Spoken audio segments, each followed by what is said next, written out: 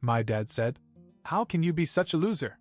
I laughed and said he knew it better than me. Then he got angry and kicked me out. I left and cancelled the all payments, and then Dad. I always knew my dad was selfish, but I didn't realize how deep it went until money got involved. Growing up, it was obvious that he saw himself as the king of the house. His word was final, his needs came first, and everyone else existed to serve his ego. My mother tolerated it for the most part, but she had her limits. My little sister, Emily, mostly stayed out of his way. And me? I was just the kid who needed to be reminded every day that I wasn't good enough. It didn't matter what I did. Straight as in high school? Just basic expectations. Got into college? Still a waste of time unless I studied what he wanted me to study. When I got my first job at 16, he joked that I would soon need the money to pay rent. I laughed it off at the time, not realizing he wasn't really joking. By the time I turned 20, I was still living at home and working a decent job in IT. I was saving up to move out, but the rent was ridiculous, and I figured staying a few more months would help me get a better place. My dad had other ideas. "You're making money now," he said one night out of the blue. "Time for you to start helping out." Helping out sounded reasonable, but he wasn't asking for anything small. He wanted me to take over the car loan, his car loan, for a car he was buying. Then it was groceries. Then part of Emily's tuition. At first I thought he was joking. When I realized he was deadly serious, I tried to reason with him. "This is your responsibility, not mine." His eyes narrowed. "You're living here for free, aren't you?" Mom spoke up for me. "Kevin is saving up. He's not going to pay for a car he didn't buy." That set him off. He started ranting about how ungrateful I was, how he raised me, how it was my turn to step up. I told him that I would help him with groceries, but I wouldn't pay his debt. That wasn't enough for him. From that day on, things got worse. The way he talked to me got nastier. He'd make comments at dinner, telling Emily that she should never be like me, that I was just a lazy kid with no ambition. Mom kept pushing back, but he wouldn't listen. Then came the night it all exploded. We were having dinner and out of nowhere he just sneered at me and said, "How can you be such a loser?" I put down my fork and looked at him. I could have argued, I could have defended myself, but instead I just smiled and said, "You know better than me." That hit a nerve. He slammed his hand down on the table and told me to get out of his house. Right now. Mom and Emily jumped in and said he was overreacting, that this was crazy. But he wasn't listening. I looked at them, then at him, and just nodded. Fine. I packed a bag, walked out the door, and before I even made it to my car, I made a decision. I canceled everything. The payments for the groceries? Gone. The tuition I had reluctantly agreed to help with? Gone. The loan? Not my problem. I knew it wouldn't be long before he realized what this meant. And when he did, things would get interesting. I expected my dad to be angry when he realized I wasn't paying for anything anymore. I didn't expect him to show up at my apartment 3 days later, banging on the door like a debt collector. I was barely settled in. The place was small, just a one-bedroom in an older building, but it was mine. No one telling me what to do, no one breathing down my neck. I was enjoying the silence when suddenly, boom, boom, boom, he was outside. "Open the damn door, Kevin." I debated ignoring him, but he wasn't the type to leave quietly. So I cracked the door open just enough to see his face red, angry. "You think you're smart?" he barked. "Canceling everything? Your sister's tuition? The groceries? You let your family suffer?" I laughed. "You mean your bills? Your car loan? You live under my roof, you help out. That's how it works." "I don't live under your roof anymore," I said and started to close the door. He pushed it open. Not all the way, but enough that I had to push back. For a second I thought he was actually going to step inside, but then... Dad. I looked past him to see my mom and Emily standing in the hallway. They had followed him here. I expected Mom to be mad at me, Maybe even tried to guilt me into making things right, but she wasn't. She looked at him as if she had never seen him before. "What the hell are you doing?" she snapped. "You think you can just barge in here?" Dad turned to her, still angry. "You don't get it. He left us. He didn't leave us. You pushed him out. That shut him up." Emily walked over and shoved a stack of envelopes into his chest. "These are the bills," she said. "Since Kevin is the reason we're all suffering, we figured you'd want to take care of them." I looked at the envelopes. All addressed to my dad. The credit card bill, the car payment, even some overdue notices. They hadn't been paid in weeks. Mom crossed her arms. "You told us we didn't need Kevin. Prove it." For the first time, I saw something flicker in his face, hesitation, maybe even panic, but it was gone in a second. He scoffed, tossed the envelopes to the floor, and turned back to me. "You think this is funny?" I shrugged. "A little." His jaw clenched. "You'll regret this." I didn't say anything. Just let him storm off while Mom and Emily stood there watching him go.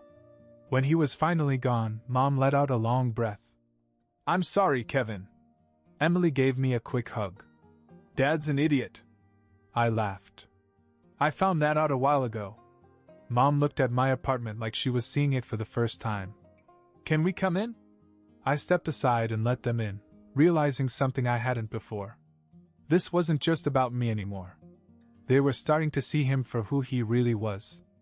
I closed the door behind them, half expecting Mom to start asking me to fix things. To be the bigger person. To come home. But she didn't. She just stood there, looking around my small apartment like she was trying to process something. Emily flopped down on my couch like she had been here 100 times. "Nice place," she said. Mom sat down, too, and rubbed her temples. "Your father's losing it." I sat across from them. "He's always been like this," she sighed. "Yes. But it's different now. He's desperate." I frowned. "Why?" She hesitated. Then she reached into her purse and pulled out a folded piece of paper. She slid it across the table. I picked it up and unfolded it. A bank statement. My dad's balance, $346.12. I blinked. "What?" "He's broke," Mom said. "He's been broke for months. He took out loans he never told me about. Credit cards, too." It hit me like a truck. He wasn't just mad that I stopped paying. He actually needed my money. Emily pulled out her phone and began scrolling. "It gets worse," she muttered, then turned the screen toward me. It was a listing. For our house. For sale. I stared at it. "No way." Mom nodded. "He put it up last week. Didn't even tell me." I sat back. My dad wasn't just selfish. He was sinking, and he didn't care who went down with him. Emily looked at Mom. "So, what now?" Mom didn't answer right away. She just stared at her hands as if trying to make a decision. Then she finally looked up at me. "I think I'm leaving him." I wasn't sure if I heard her right. "What?" "I've put up with a lot," she said. "Too much. But this? Selling the house, keeping secrets, treating you like trash. I'm done." Emily sat up. "Wait. Like actually leaving?" Mom nodded. I should have been relieved. Or happy. But mostly I just felt weird. Like it wasn't real. My mom, who had spent years defending my dad, making excuses for him, suddenly deciding to walk away? Emily turned to me. "We can stay here, right?" I blinked. "What?" "Well, the house is being sold, Mom is leaving, and I'm not staying with him. So..." She gestured around. I laughed, half in disbelief. "You're asking if you can move in with me?" Mom gave me a small smile. "Just for a little while. Until I figure things out." I looked between them, then down at my tiny apartment. It was not built for 3 people. But at the same time, I thought of my dad. Alone in that house, waiting for money that wasn't coming. and suddenly the idea of them staying didn't seem so bad. I grinned. I reserved the bed. I thought having Mom and Emily move in would be temporary. A couple of weeks, maybe a month. Just long enough for Mom to figure out her next steps. It took 2 days for me to realize I had seriously underestimated how messy things were about to get. First, my apartment was way too small. Emily took the couch, Mom had an air mattress in the corner, and my once quiet space now felt like a storage closet full of laundry and half-packed bags. But that was nothing compared to my dad's meltdown. At first, he tried to act like he was fine. Mom got a few angry texts about how she was overreacting and would come to her senses. Emily ignored his calls. I didn't hear from him at all. For a moment, I thought maybe, just maybe, he'd let it go. Then, on day 3, I came home from work to find Emily sitting on the kitchen counter, shaking a can of pepper spray. I froze. What the hell happened? Emily smirked. Dad happened? Mom sighed from the table. He showed up while you were gone. Apparently, Dad had come to the apartment, pounding on the door, demanding to talk. When Mom refused to let him in, he stood in the hallway for nearly 20 minutes, yelling about how she needed to quit this nonsense and come home where she belongs. A neighbor called the cops. By the time they got there, he was gone, but Emily had already decided she was going to be ready next time. I ran a hand down my face. This is insane. Mom just shook her head. He's panicking. He thought we'd come crawling back by now. She was right. For the first time in his life, my dad wasn't in control, and he had no idea how to handle it. And then, a few nights later, he showed up again. It was almost midnight. I had just turned off the TV when... boom, boom, boom. The banging was so loud the walls shook. I got up, heart already pounding, and checked the peephole. Dad. His face was red, eyes wild, reeking of whiskey. I cracked the door open with the chain lock still on. Go home. He tried to shove it open. Where's your mother? I pushed back against the door. She's asleep. He laughed, actually laughed, but it wasn't normal. It was bitter, slurred. Right. Asleep in my son's apartment like a stray dog. I gritted my teeth. You need to leave. Mom suddenly appeared behind me. Go home, David. For the first time, my dad actually looked scared. He stared at her, swaying slightly, like he didn't recognize her. Don't do this. His voice cracked. Mom's face didn't change. I already did. He let out a slow breath, then turned to me, his expression twisting into something uglier. You think you've won? I didn't answer. A slow, dangerous smile spread across his face. You'll regret this, he muttered. You'll come crawling back. You'll see. Then, just like that, he turned and walked away. I shut the door, locked it, and turned to Mom. You okay? She exhaled. I think that was the first time I ever told him no. Emily peeked out from the bedroom. So, he's gone. For now, I said. But something told me my dad wasn't done. Not even close. For a few days, everything was quiet. Too quiet. No calls. No texts. No surprise visits. Mom was cautious but relieved. Maybe he's finally giving up, she said one night while making tea in my tiny kitchen. I wasn't so sure. My dad wasn't the type to accept losing. He was the type to wait, to let you think you were safe before hitting where it hurt. And I was right. It started with my bank account. I woke up one morning, checked my balance, and nearly choked on my coffee. $0. I blinked. That wasn't possible. I scrolled through my transactions and found a transfer to my dad's account. All of it. My stomach dropped. I immediately called the bank. The rep put me on hold for what felt like forever before finally coming back. The transfer was authorized from a shared account, she said. What shared account? The one I had with my dad, from when I was 16. The one I had completely forgotten about. Turns out, I never removed his name. and he had just wiped me out. I hung up and stormed into the living room. "Mom, did you know I still had a joint account with Dad?" She frowned. "No. Why?" I told her what happened. Emily cursed. Mom's face went pale. "He's desperate," she said quietly. "He's trying to force you back." I grabbed my keys. "I'm going to his house." Mom stood up. "Kevin, I'm not asking. I'm telling." 15 minutes later, I was banging on his door. No answer. I banged again. "Open up, Dad!" Silence. Then footsteps. The door swung open, and there he was. Smirking. "Kevin," he said, like he was welcoming an old friend. "Did you finally come to your senses?" I pushed past him, stepping inside. "Give me my money back." He shut the door behind me. "It's already spent." I clenched my fists. "You stole from me." He shrugged. "I needed it. And technically it was our account." I took a slow breath. "Close it. Now." He chuckled. "Why would I do that? You might decide to help your family again." I wanted to punch him. I really did. Instead, I pulled out my phone.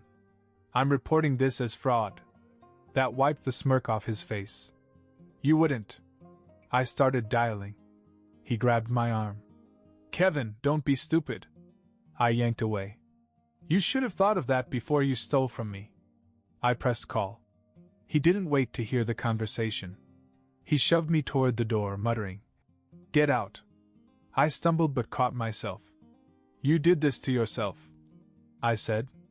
I walked out, slamming the door behind me. An hour later, my bank called.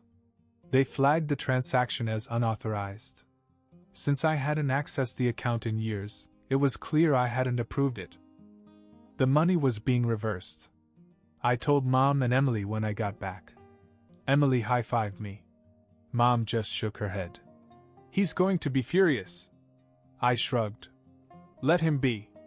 That night, I fell asleep thinking maybe, just maybe, this was the end of it. I was wrong. Because the next morning, I walked outside and found my car was gone. My dad had stolen my car. I stood in the empty parking space, my heart pounding. My car was gone.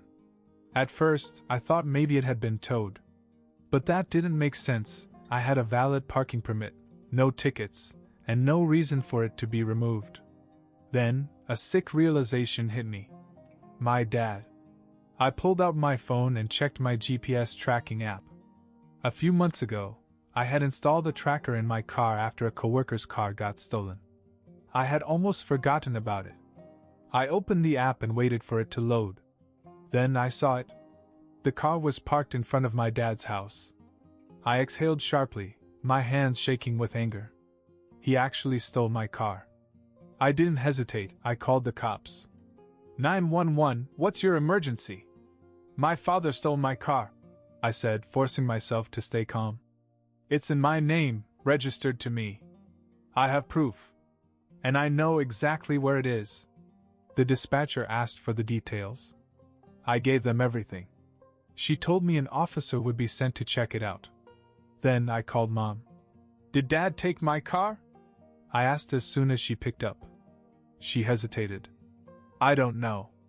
I could tell she was lying. Mom, she sighed. He came home with it last night. I asked where he got it, and he said it didn't matter. I clenched my jaw. The cops are on their way. An hour later, I got a call from an officer. We've located your vehicle, he said. Your father is claiming it belongs to him. It doesn't, I said. It's in my name. I have the title. That's what we figured, the officer said. He won't hand over the keys, so we'll need a tow. But it's legally yours. I drove straight to my dad's house. When I got there, 2 cop cars were parked outside. My car was still in the driveway. My dad stood on the porch, arms crossed, furious. I didn't even look at him. I went straight to the officer. So, what now? We're towing it back to your apartment, she said. You'll get a spare key from the dealership, right? I nodded. That's when my dad spoke. You really called the cops on me? His voice was full of disgust. I turned to him. You stole my car.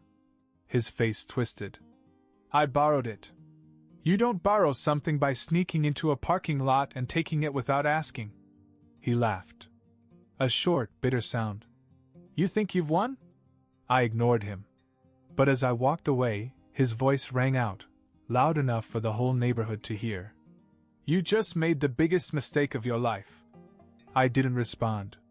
I just got in my car and drove away.